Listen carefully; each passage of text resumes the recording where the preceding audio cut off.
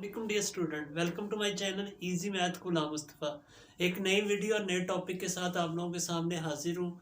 आज हम लोग चैप्टर नंबर 15 की रिव्यू एक्सरसाइज करेंगे, जिसमें मैं आप लोगों को बताऊंगा पाइथागोरस थ्योरम क्या होता है, इसकी एप्लीकेशन क्या है, यानी इसकी हमारी प्रैक्टिकल लाइफ में कहाँ कहाँ पे यूज़ होता है और इसकी ज़रूरत क्यों पेश आई, और इसके हम क्वेश्चंस भी डिस्कस करेंगे। मेरे चैनल पर न्यू कमर है वो मेरे चैनल को सब्सक्राइब कर दें और बेल आइकन को प्रेस कर दें ताकि उनको मेरी नई आने वाली वीडियोस मिलती रहें। पहले तो हम रिव्यू एक्सरसाइज शुरू करने से पहले ये पता होना चाहिए पाइथागोरस थ्योरम क्या है, क्योंकि ये सारे क्वेश्चन में यूज़ होगा। इसके स्टेटमेंट मैं आप लोगों को पढ़ता हूँ के सुनाता हूँ और इसको समझा देता हूँ ये क्या है। इन अ right angle triangle, the square of the length of the hypotenuse is the equal to the sum of the squares of the lengths of other two sides।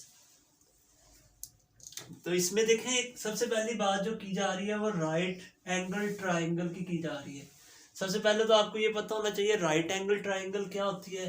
तो ऐसी एक ट्राइंगल जिसमें एक जो एंगल है वो 90 डिग्री का बन रहा हो, जिसे हम उर्दू में कायमतुल जाविया मुसल्लस भी कहते हैं, कि ऐसी ट्राइंगल लेनी है। ट्राइंगल हम कहते हैं मुसल्लस को, यानी जिसकी 3 साइड्स और 3 एंगल हो। राइट एंगल जब आ जाएगा तो इसका मतलब इसका एक एंगल जो है वो 90 डिग्री का लाजमी होना चाहिए, फिर ये राइट एंगल होगी। अब पाइथागोरस थ्योरम के लिए पहली बात तो ये ज़रूरी है कि ये राइट ट्राइंगल पर अप्लाई की जाती है, दूसरी एब्ट्यूज या एक्यूट ट्राइंगल पर अप्लाई नहीं हो सकता। अब उसने ये कहा the side square of the length of the hypotenuse, यानी अब इसकी जो हाइपोटेनियस का स्क्वायर है। अब अगर हम इनको कोई नाम दे देते हैं, फॉर एग्जांपल इस ट्राइंगल को हम ए बी एंड सी का नेम दे देते हैं।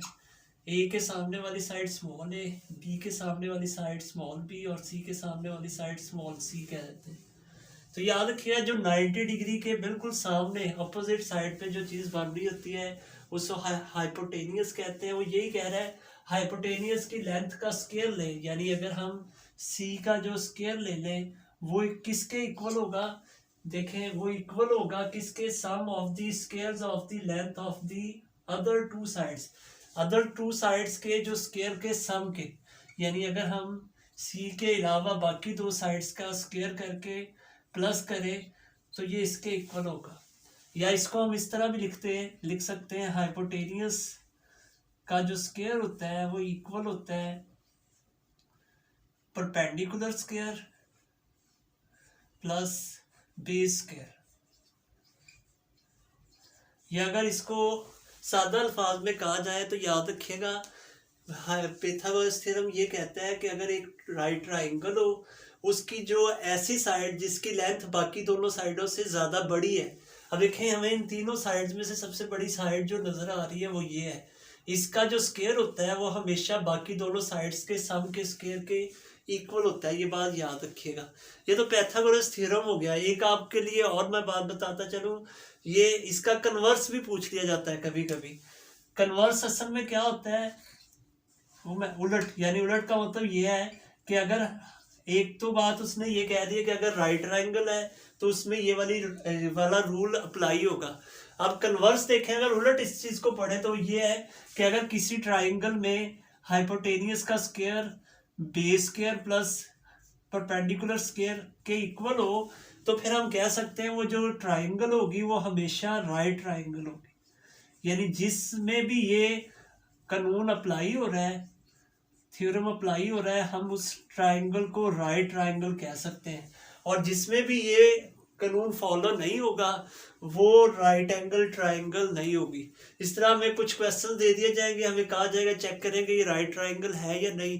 तो हम देखेंगे उसमें अगर पाइथागोरस थ्योरम अप्लाई हो रहा है तो हम कह देंगे वो राइट ट्राइंगल है, अदरवाइज वो राइट ट्राइंगल नहीं होगी। पाइथागोरस थ्योरम की हमारी प्रैक्टिकल लाइफ में कहाँ कहाँ पे इसका यूज़ होता है, तो इसके लिए मैं आपको ये बताता चलूँ, नेविगेशन के अदारे हैं वहाँ पर रास्ता मालूम करने के लिए और ये पाइथागोरस थ्योरम का इस्तेमाल किया जाता है।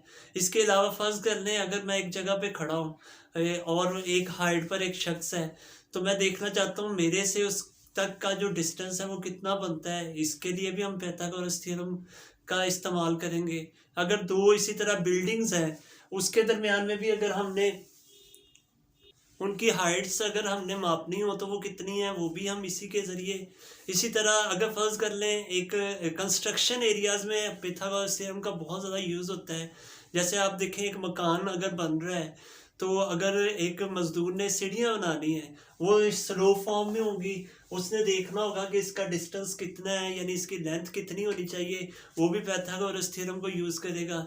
इस तरह मकान के बाहर आपने अक्सर देखा होगा स्लोप होता है, वो भी पाइथागोरस थ्योरम के ज़रिए ही मालूम किया जाता है। यानी कि हमारी बहुत सारी गेम्स के अंदर और कंस्ट्रक्शन एरियाज़ में, नेविगेशन एरियाज़ में ये बहुत ज़्यादा यूज़ किया जाता है। अब मैं आपको एक इसका बहुत बड़ा एडवांटेज बताने जा रहा हूँ। देखें एक और चीज़, फ़र्ज़ कर लें अगर मैं इस जगह पे खड़ा हूँ, मैंने बी पॉइंट पर जाना है। अगर यहाँ से यहाँ तक की जो लेंथ है वो 3 है, यहाँ से यहाँ तक की लेंथ 4 है, बी से सी तक, और ए से सी तक की जो बी तक लेंथ है वो 5 मीटर है। अब देखें अगर मैंने बी पॉइंट पे जाना है, अगर मैं ए से सी पॉइंट पे पहले जाऊँ फिर सी से बी पॉइंट तक का जाऊँ, तो मुझे टोटल डिस्टेंस जो है वो 3 + 4 यानी 7 किलोमीटर तय करना पड़ेगा। लेकिन अगर मैं डायरेक्ट ए से बी पॉइंट पर चला जाऊँ तो मुझे सिर्फ 5 किलोमीटर फासला तय करना पड़ेगा। तो देखें पिथागोरस का अगर हम यूज़ करें तो इससे हम ये फ़ायदा भी उठा सकते हैं कि हम कम से कम डिस्टेंस इसके ज़रिए मालूम कर सकते हैं। तो इस तरह हमारा बहुत सारा टाइम का और पैसे का की बचत हो जाती है। तो अब हम आते हैं इसकी रिव्यू एक्सरसाइज की तरफ।